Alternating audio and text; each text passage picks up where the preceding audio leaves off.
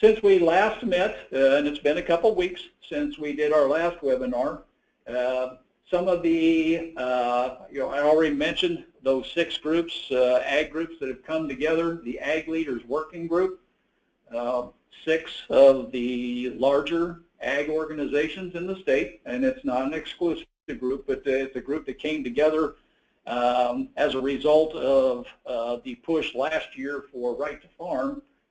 They came together and said, we need to be ready to handle those things when they come, and we need to be united.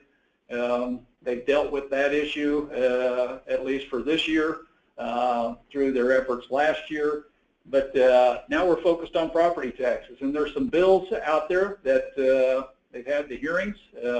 LB 640 was introduced by Senator Groney, who's chair of the Education Committee. It puts property tax cap on school funding. Jay Rempe testified, Jay, our senior economist, testified very well that the underlying mechanism of this premise makes sense.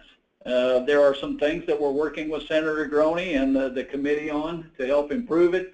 I know Jay is crunching some numbers, but the Education Committee is very interested in where they could take this. The bottom line on everything that we talk about in this legislation, at least at this point in time in the legislature, and we just finished day 38. I mean, they're adjourned for the day because of the state's 150th anniversary.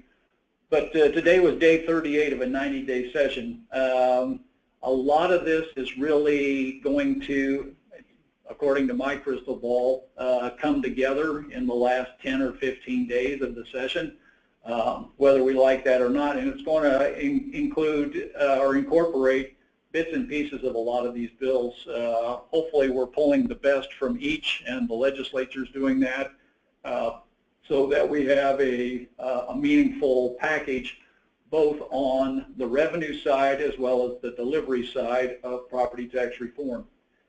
LBs 312 and 313 were heard last week, last Wednesday. Both of those were introduced by Senator Breezy, and Robert Johnston, on behalf of the Ag Leaders Work Group, he's with the soybean growers, testified in support of those. Those are about, once again, expanding the tax base, but making it very clear in the testimony that we're not talking about raising the overall tax burden in the state. It's holding it where it is, and if we are able to reduce the spending, those are things we're focused on as well, but it's spreading the tax burden across to many more people than currently pay for these sorts of things.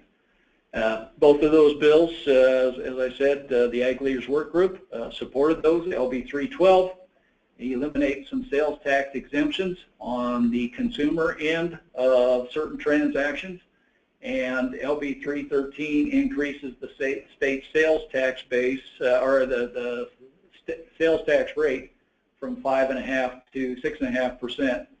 Each one of those generates in the neighborhood of $225 to $250 million per year if they were put in place, which takes us a long way toward the $600 million that we have told the legislature and the governor that needs to be delivered to property owners across all segments to have meaningful tax relief and reform. And where that $600 million comes from is it would reduce the property tax burden from 48% to 40%.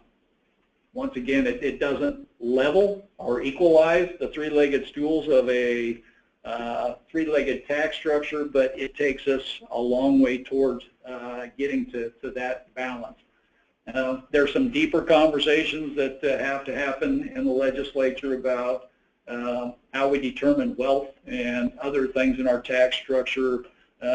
I anticipate that those will probably be dealt with in future legislative sessions, but not this one.